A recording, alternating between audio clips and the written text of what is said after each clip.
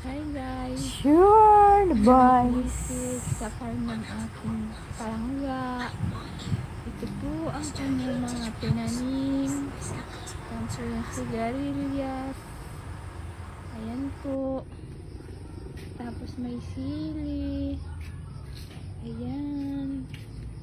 Ayan po ang kanyang mga tanim na sili, labuyo. Madaming bunga.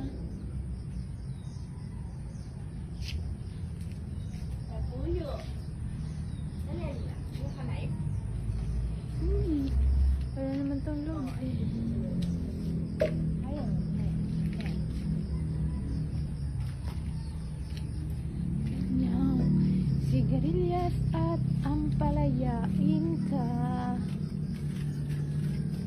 At ang kanyang okra. Ganyan po kalawak ang kanyang garden.